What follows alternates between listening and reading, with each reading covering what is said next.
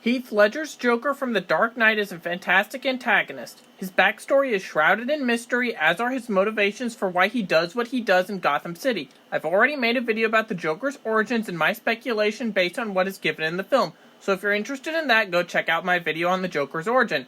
This video will primarily be about what I believe the Joker's motivations are based on the limited information that are given in The Dark Knight. To start off, it's pretty clear that the Joker really hates the Gotham Mafia. He robs their bank and manipulates them into hiring him, then the Joker takes over their organizations and plans on killing all of the major crime bosses. Additionally, the Joker has zero sympathy towards his henchman who works for the mob, as he sent them on to get beat up by Batman or towards their certain deaths, as well as killing them in the bank robbery. Therefore, I don't believe that the Joker is motivated by crime, but he definitely rampaged through the Mafia during his reign as the most wanted man in Gotham. It's possible that the Joker was in witness protection and had his identity changed in preparing to testify against the Mafia after being part of organized crime and hating his boss, and that would explain how he got his scars for being a snitch. But this is pretty unlikely to me, as his name and identity are not even available on any government database, and he's exceptionally skillful with weapons and explosives. It's not impossible, but I feel like that part and motivation is very unlikely.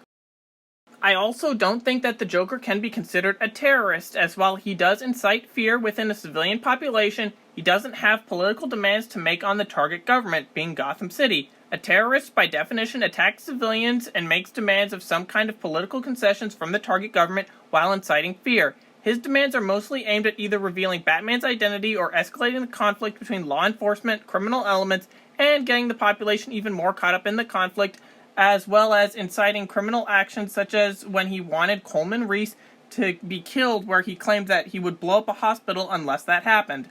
But the Joker clearly has no intention of keeping the hospital around in any case. But regarding terrorism, he doesn't have any political goals such as ideology, religion, separatism, or a desire of other political concessions of any kind. So therefore, by definition, the Joker is not a terrorist. The Joker is also not an anarchist, which is something that people may be drawn into believing from the film. He makes claims such as how he's an agent of chaos and how everyone is insane and that Batman is the cause. But like the stories with his scars, the Joker is a very unreliable narrator. People see him as an anarchist because that's what the Joker wants them to see him as and how he wants them to react to his actions. Remember, the Joker is a master at manipulation, and just look at the results. The Joker wanted the police and Batman to perceive him as an anarchist, and that's how they responded.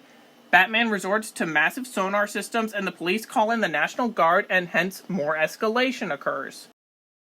Now, the two major arguments for why the Joker is a terrorist or an anarchist bent on doing bad things just because, or to show that everyone was as immoral as he was the incident with the fairies, where he wanted both fairies to blow each other up. Let's analyze what the effects likely would have been here. He probably would use the incident to show how much Gotham City has fallen, where quote-unquote innocent civilians are blowing up criminals and civilians are blowing up civilians. Again, showing the mass escalation that the city has witnessed since its initial downward spiral.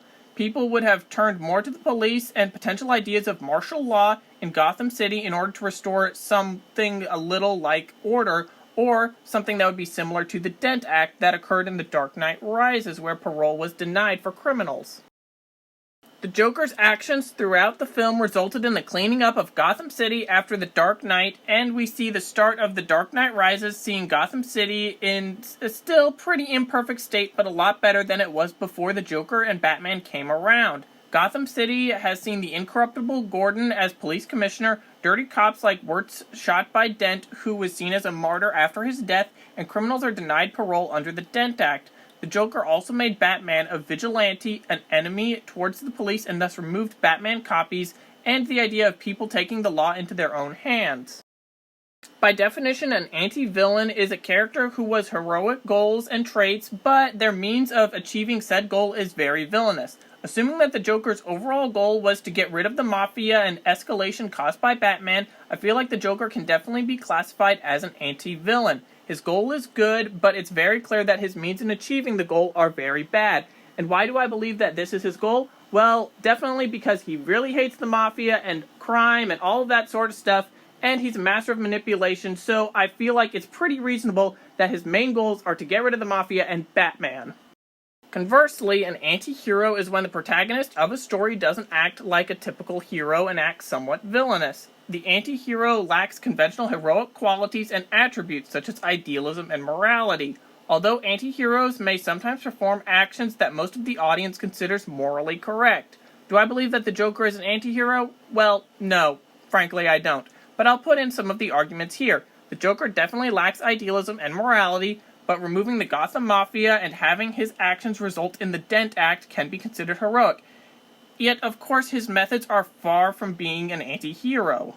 The next thing I want to discuss is, did the Joker ever want to kill Batman? Well, the short answer is no. Although the only time it appeared that he really wanted to kill Batman was when Harvey Dent claimed to be the Batman and the Joker ambushed him while Dent was in custody.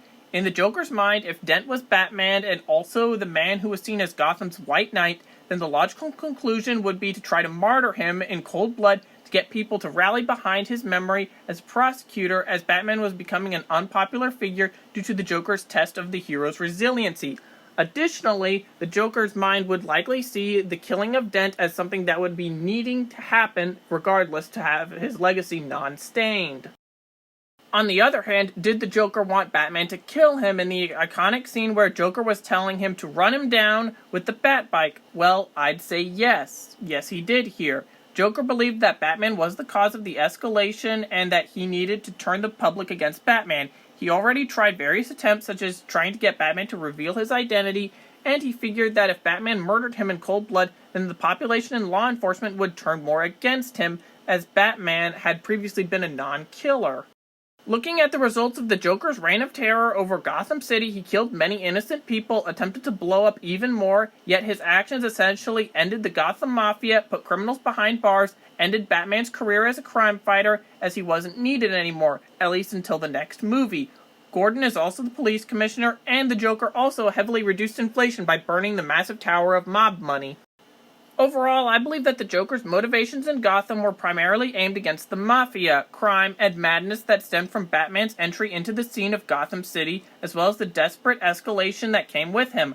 I believe that the Joker is an anti-villain in the film, but what do you think? Is the Joker an anti-villain, or do you think that he is just an anarchist or a terrorist? Write in the comments, and thank you for watching.